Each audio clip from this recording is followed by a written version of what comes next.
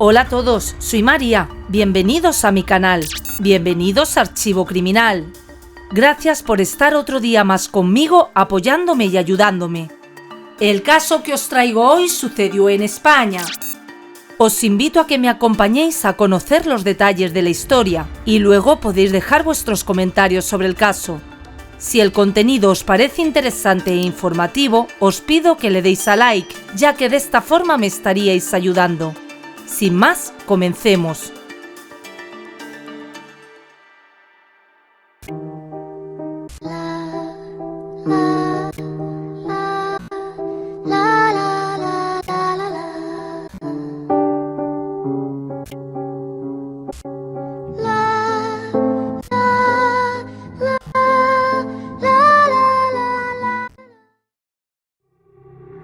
El caso de Vanessa Santana. Vanessa Santana Padilla nació en 1997 en el poblado de Betancuria, en Fuerteventura, la segunda isla más grande del archipiélago de Canarias. Fue la segunda hija del matrimonio conformado por Sonia Padilla y Mauro Santana Ponce. Desde su infancia, Vanessa residió en el Valle de Santa Inés de esa localidad insular. La ascendencia materna de su familia tiene sus raíces históricas en Betancuria. Su progenitor y sus hermanos establecieron su hogar en este asentamiento desde temprana edad. En este lugar, todos los habitantes guardan una conexión familiar. Aquellos que no lo son por línea materna, lo son por la paterna, según expresó su propio alcalde. La personalidad de Vanessa se destacaba por su jovialidad y alegría, cualidades que eran consideradas como norma dentro de su entorno familiar. Residentes de la zona la describieron como una persona excepcional, amable, afectuosa y especialmente llena de alegría. Sus allegados la recuerdan como alguien muy querido, tanto por sus amigos como por los vecinos. Su familia la tenía en alta estima debido a que fue considerada una niña ejemplar. Para junio de 2018, Vanessa, de 21 años, acababa de culminar de manera satisfactoria su último contrato en una tienda de prendas de vestir situada en el centro comercial de la isla de Fuerteventura. La joven estaba en casa aguardando a ser contratada nuevamente por los encargados del establecimiento, donde se desempeñó como dependienta, a la espera de retomar la relación laboral. Cerca de Vanessa vivían muchos de sus parientes, entre ellos uno de sus primos llamado Jonathan Robaina Santana, un joven de su misma edad quien fue adoptado por su tía paterna. La madre biológica de Jonathan falleció durante su nacimiento. Él fue criado por una tía, quien finalmente lo adoptó y le dio sus apellidos. Ella asumió el rol de madre y siempre lo respaldó en todo, pero el muchacho no encajaba en el patrón común. Según los habitantes locales, era un individuo bastante retraído. Además, era conocido por su pasión por los videojuegos y por las mujeres. Al parecer, Jonathan presentaba un nivel de capacidad intelectual reducida de 75% y contaba con un historial de incidentes de hostigamiento hacia mujeres, incluyendo a Vanessa. Residentes de la localidad mencionaron que estuvo involucrado en situaciones de acoso hacia jóvenes a las cuales les enviaba mensajes de contenido erótico y amenazador. Según los testimonios, esa había sido su estrategia habitual desde siempre. Debido a su extraño comportamiento, tuvo ciertos desencuentros con las chicas. Uno de esos episodios de acoso fue con su prima Vanessa. Pero debido a su vínculo familiar, ella y su madre no le dieron mayor importancia en su momento. Jonathan fue un joven con antecedentes problemáticos desde su infancia, que durante la adolescencia prefería que sus amigos le llamaran Jonathan el Mafias. Según su familia, el joven mostraba una obsesión por su prima Vanessa. Ambos crecieron juntos, casi como hermanos. Aunque en algunas ocasiones había demostrado su tendencia a la violencia, Vanessa siempre lo excusaba. Ella decía que él era su primo, que todos conocían su forma de ser y les preguntaba qué mal podía hacerles. En ocasiones, Vanessa salía con su primo y le invitaba a comer un bocadillo. Ella se convirtió en la persona que lo comprendía porque sabía que él tenía ligeros problemas mentales. En cuanto a su madre adoptiva, a pesar de que los familiares le advirtieron sobre su conducta inapropiada, ella no prestó mucha atención. Las señales estaban allí, nadie pareció darles importancia, y trágicamente el extraño comportamiento de Jonathan pronto derivaría en un escandaloso crimen que sacudió desde sus cimientos a la unida comunidad y a toda España. El 4 de junio de 2018, Sonia, la madre de Vanessa, regresó a casa tras su jornada laboral. La mujer jamás imaginó el horror que le esperaba al traspasar la puerta de la vivienda. Un desgarrador grito escapó de su garganta cuando descubrió a su hija, quien yacía en el suelo desfigurada, cubierta por un edredón ensangrentado y rodeada por un extenso charco de sangre. Alterada y entre sollozos, Sonia llamó a las autoridades y suplicó que enviaran ayuda para su hija. Pero ya era demasiado tarde. Cuando los socorristas llegaron, no pudieron hacer nada por la joven, quien había fallecido horas antes.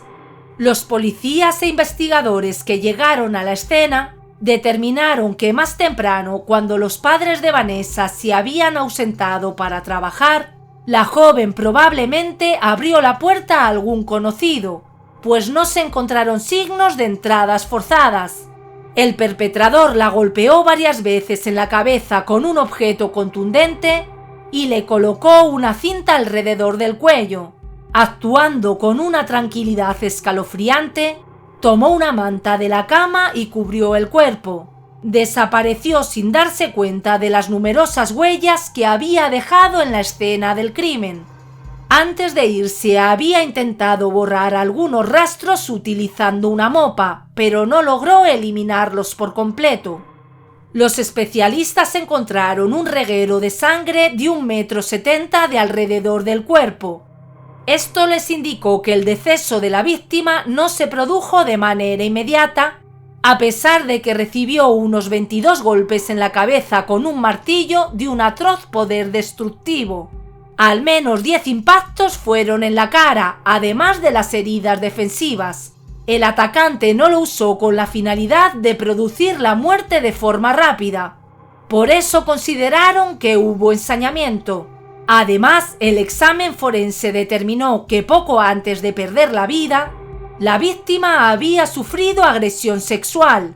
Transcurridas 48 horas del suceso, la identidad del responsable del espantoso crimen aún era desconocida, aunque los investigadores sugerían que posiblemente se tratara de alguien con un vínculo cercano a la víctima.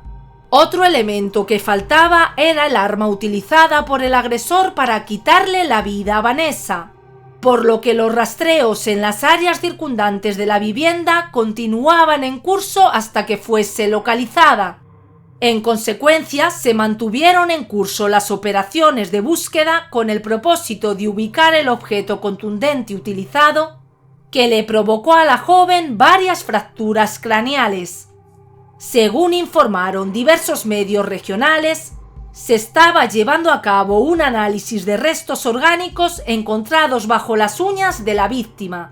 Además de la ausencia de señales de entrada forzada en la vivienda, los investigadores se percataron de que el perpetrador regresó al lugar del suceso con el propósito de eliminar cualquier rastro que lo vinculara con el crimen. A pesar de ello, la identidad de la persona responsable del crimen aún no estaba esclarecida. Sin embargo, las pistas sugerían la posibilidad que el intruso tuviese algún grado de proximidad con la joven o su familia. Sospecharon que poseía conocimiento de los horarios laborales de los padres de la víctima y parecía estar al tanto del margen de tiempo disponible para eliminar cualquier evidencia comprometedora en el lugar del homicidio. Posteriormente, agentes de la Guardia Civil descubrieron prendas de vestir manchadas de sangre en un inmueble abandonado en las proximidades del lugar de los acontecimientos, las cuales podrían pertenecer al individuo responsable del crimen. Además, durante la mañana siguiente, los miembros de la unidad de criminalística de este cuerpo de seguridad llevaron a cabo una inspección en una vivienda situada detrás de la residencia de Vanessa. También se adoptaron medidas para sellar un vehículo que se encontraba estacionado en las cercanías. A pesar de estos hallazgos, hasta ese momento no se habían realizado arrestos vinculados con el crimen. Entretanto, el municipio de Betancuria estaba en duelo debido a la declaración de 3 días de luto emitida por el ayuntamiento. El Cabildo Insular expresó sus condolencias a los familiares, especialmente porque el padre de Vanessa era un empleado de esa institución. Desde el inicio de la investigación, el primo de la víctima estuvo en el radar de las autoridades. La ausencia de señales de forzamiento en la puerta de la residencia de la joven se convirtió en un elemento clave y puso a Jonathan entre los principales sospechosos. Mientras avanzaban las investigaciones, se llevaron a cabo el servicio fúnebre y posterior sepelio de Vanessa. Jonathan estuvo presente junto a la familia, pero muchos notaron que no parecía afectado por lo ocurrido a su prima. Jonathan, al igual que otros vecinos, fue llevado a las instalaciones de la Guardia Civil en la capital de las Islas Canarias para rendir declaración. Los investigadores detectaron ciertas contradicciones en su versión de los hechos, lo cual, junto con las pruebas recolectadas que apuntaban hacia él, fueron determinantes para su arresto 4 días después del crimen. Después de un intento de fuga que no tuvo éxito, agentes de la Guardia Civil detuvieron a Jonathan bajo sospecha de ser el autor del asesinato de Vanessa Santana Padilla, de 21 años. Se le imputaron cargos de homicidio y agresión sexual en relación con el crimen de su prima. Tal como lo habían previsto las autoridades, el presunto homicida era un pariente de la joven fallecida. Esta hipótesis había sido sostenida desde el inicio de la investigación, basada en las pruebas encontradas en el lugar del crimen, una casa adosada ubicada en un conjunto de viviendas subsidiadas por el gobierno. Aunque las pruebas indicaban que el individuo detenido actuó solo, no se pudo descartar la posibilidad de que hubiera recibido colaboración después de cometer el asesinato o que alguien lo encubriera. Para esclarecer estos aspectos fue fundamental el análisis de los testimonios recopilados, así como de las discrepancias presentes en los mismos. La Guardia Civil esperaba que al confrontarlo con las contradicciones que pudo haber tenido en su relato, así como con las pruebas recopiladas y los testimonios de diversas personas en su entorno, el detenido finalmente confesara el crimen. Hasta ese momento se desconocían las motivaciones detrás del cruento ataque a la indefensa joven, aunque en ciertos círculos no se descartaba la posibilidad de que Jonathan tuviera algún tipo de obsesión con su prima y también que pudiera haber enfrentado problemas mentales. De acuerdo con el marco legal de las Islas Canarias, el asesinato de Vanessa se clasificó como un caso de violencia de género. La Ley Canaria de Prevención y Protección Integral de las Mujeres contra la Violencia de Género no se limita exclusivamente a la violencia perpetrada por parejas o exparejas, sino que engloba todas las formas de violencia dirigidas hacia las mujeres debido a su género, con la posibilidad de ocasionar daños o sufrimientos de naturaleza física, sexual, psicológica o económica. El 11 de enero de 2020, la comunidad de Valle de Santa Inés se unió en un emotivo tributo para Vanessa. Sus seres queridos lucieron camisetas con su imagen para conmemorarla y colocaron flores en su tumba en un esfuerzo por mitigar el profundo dolor y darse apoyo mutuo en tan doloroso momento. Familiares y residentes se congregaron en la plaza de la iglesia de la localidad a las 11 de la mañana y marcharon por las calles hasta el cementerio. Allí, entre lágrimas, abrazos y remembranzas de la joven, se rindió homenaje a su memoria. Enrique Pérez Brito, concejal de Coalición Canaria y amigo de la familia, leyó un comunicado en honor a Vanessa en su lugar de nacimiento. El 31 de mayo de 2021 se dio inicio al proceso judicial, que tuvo lugar en la Ciudad de la Justicia en Las Palmas de Gran Canaria. Allí se llevó a cabo el juicio contra Jonathan Robaina Santana, bajo la sospecha de ser responsable del delito de asesinato con agravante de alevosía y otro de invasión de morada. En el curso de la causa, Jonathan admitió haber irrumpido en la vivienda de Vanessa en plena madrugada, cuando ella dormía y se encontraba sola. Al comienzo de su juicio atribuyó el incidente a un arrebato ocasionado por problemas de salud mental. El caso dio un giro sorprendente cuando en el transcurso del proceso el acusado optó por declararse mujer y solicitó ser identificado en adelante como Lorena. Según la Fiscalía, el acusado hizo referencia a esta circunstancia para negar los cargos de haber sometido a la víctima a actos sexuales después de cometer el homicidio, por los cuales se enfrentaba una pena de 15 años de prisión. El imputado argumentó que él se sentía una mujer y por lo tanto no deseaba estar con otra mujer, sino con un hombre. El abogado que representó a los padres y al hermano de la fallecida impugnó la argumentación presentada por la defensa con respecto al cambio de género del procesado. Señaló que la afirmación de que dicho cambio es oficial no se sostenía, ya que según sus afirmaciones, en prisión se le concedió un trato diferenciado desde que se autodeclaró mujer. Esto incluye el uso de ropa femenina en privado y la posibilidad de ducharse separadamente del resto de los reclusos. Los acusadores también mostraron su desacuerdo con la postura del defensor en cuanto a no considerar el fallecimiento de Vanessa como un asesinato agravado por la alevosía y el ensañamiento, tal como los fiscales afirmaban que ocurrió. El Ministerio Fiscal también solicitó una pena de 25 años de prisión por esta razón. Desde el equipo de defensa del acusado se presentó una solicitud, incluso ante un tribunal de jurados que determinó el grado de responsabilidad en lo sucedido y su alcance, buscando la absolución de su cliente. Se argumentó que Jonathan no podía evaluar sus acciones debido a la presencia de trastornos de personalidad, y se propuso que la medida adecuada fuera internarlo en un centro de atención. Sin embargo, la parte acusadora no compartía esta perspectiva. El fiscal sostuvo que el individuo solo presentaba un retraso mental de carácter leve, sin que esto afectara su capacidad para discernir entre el bien y el mal, afirmación que fue respaldada por las pruebas forenses.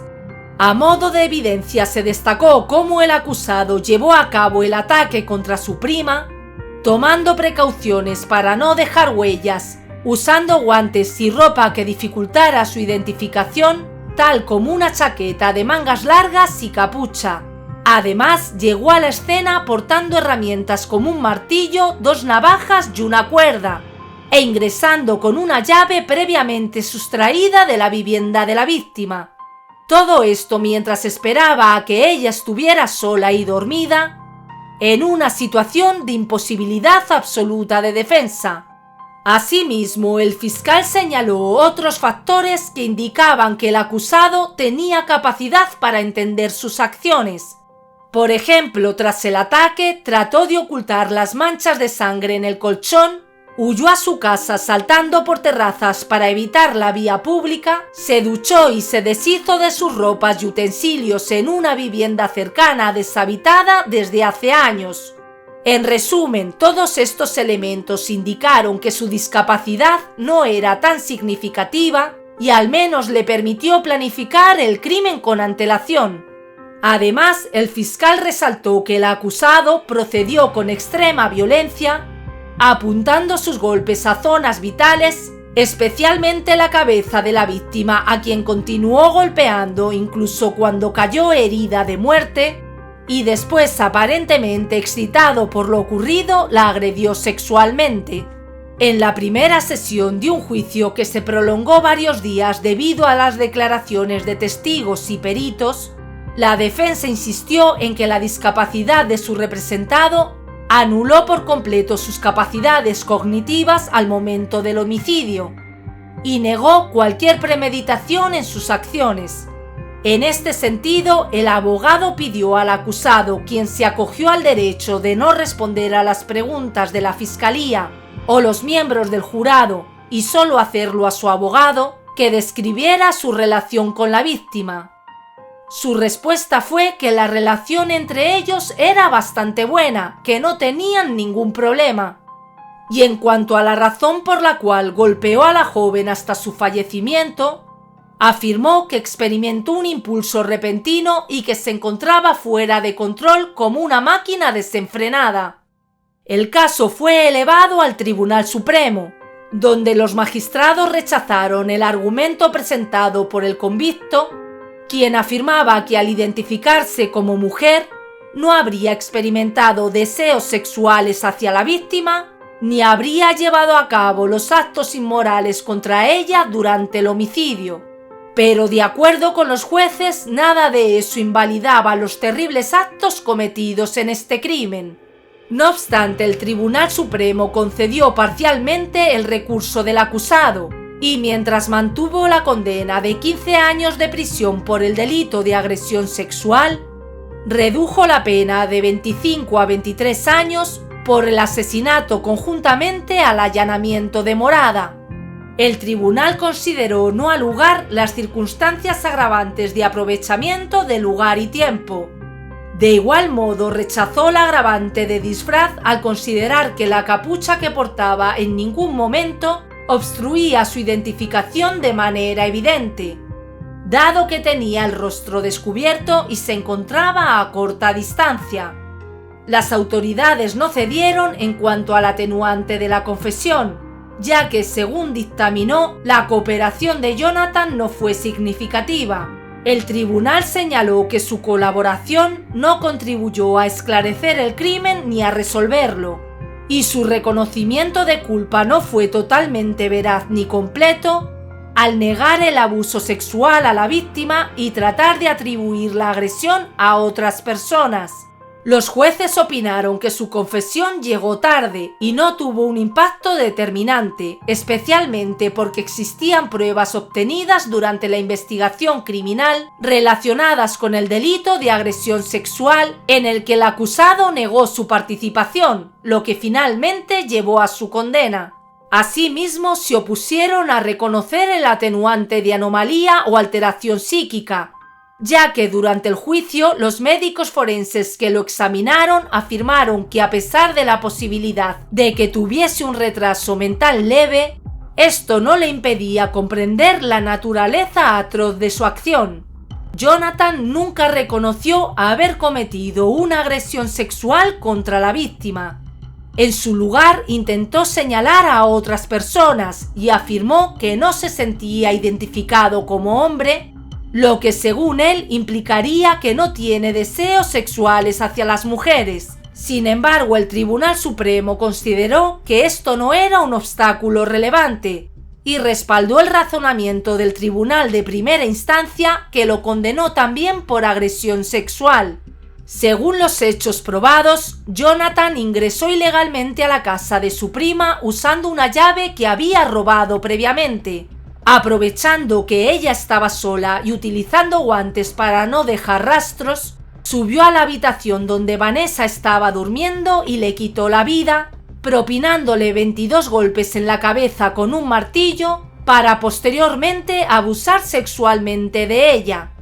En consecuencia, los magistrados de la Sala de lo Penal ratificaron la condena de Jonathan a 38 años de prisión por los cargos de asesinato y agresión sexual de Vanessa Santana Padilla.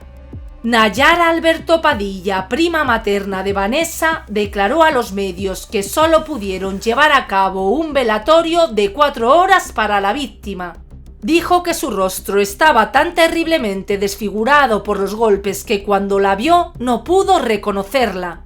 Afirmó que Jonathan mostraba un patrón de perseguir a las chicas, teniendo dificultades para establecer relaciones con ellas.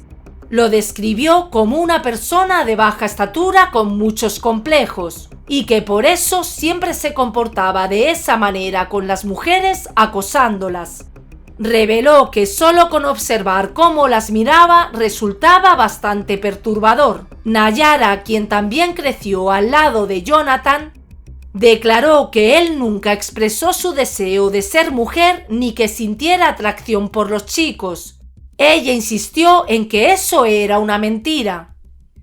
Aseguró que el joven en ningún momento mantuvo relaciones con hombres. Nayara enfatizó que él siempre perseguía a las mujeres y su interacción con ellas fue constantemente muy complicada, llegando incluso al acoso. La psicóloga especializada en violencia de género Timanfaya Hernández expresó que la edad del presunto agresor fue un factor relevante en el análisis de las causas. Aunque no se trata de alguien que está descubriendo sus tendencias, se encuentra en una fase en la que el aspecto sexual cobra importancia. Timanfaya dijo que si padece de algún trastorno o patología y carece de las herramientas necesarias para una adecuada socialización, no sabrá cómo interactuar y recurrirá a cualquier medio disponible. Esta situación es aún más preocupante en el caso de su prima, una víctima en un estado de indefensión y vulnerabilidad extremas, ya que había experimentado acoso previo y no se le dio la debida atención debido al vínculo familiar. La experta enfatizó la importancia de que las posibles víctimas de violencia de género busquen ayuda sin temor. En cualquier circunstancia es fundamental comunicarlo y tomar medidas. Esto permite que tanto las autoridades como otras personas actúen para prevenir. Por otra parte, dado que el delito fue cometido antes de que el delincuente se autoidentificara como mujer, fue posible aplicar el agravante de violencia de género. Sin embargo, la ley permite la posibilidad de trasladar al convicto a una prisión femenina una vez que se dicta una condena firme. El 31 de enero de 2023, el Ministerio del Interior del Gobierno de España se negó a proporcionar información sobre si había llevado a cabo el traslado a una prisión femenina al convicto Jonathan Robaina Santana. Queda la interrogante entre la comunidad sobre si es ético ubicar a hombres en cárceles para mujeres, aun cuando no se han realizado cambios físicos y simplemente han declarado ser mujeres. Esta cuestión es particularmente relevante en casos de hombres condenados por delitos de carácter sexual y crimen de género. Este caso tuvo gran impacto tanto por las circunstancias atroces que rodean el crimen, como por el vínculo familiar entre la víctima y el victimario. Y porque además en su etapa final tocó un tema polémico en la sociedad actual, como es la percepción de género y las implicaciones legales que ésta conlleva. Para muchos fue particularmente llamativo el que el acusado revelara ser una persona trans apenas unos días después de que se aprobara la llamada Ley Trans en Canarias. Aunque en este caso no se aplicó el carácter retroactivo de la norma, y esto no tuvo peso a la hora de impartir justicia. Bueno, y hasta aquí la historia de hoy. Me gustaría que dejes tu comentario u opinión. ¿Qué opinas sobre este terrible suceso? Antes de irte te pido que dejes un me gusta y si este contenido es de tu interés, suscríbete si aún no lo estás y activa la campanita para seguir los contenidos que voy subiendo al canal, ya que trataré de seguir subiendo varios vídeos por semana. ¡Saludos!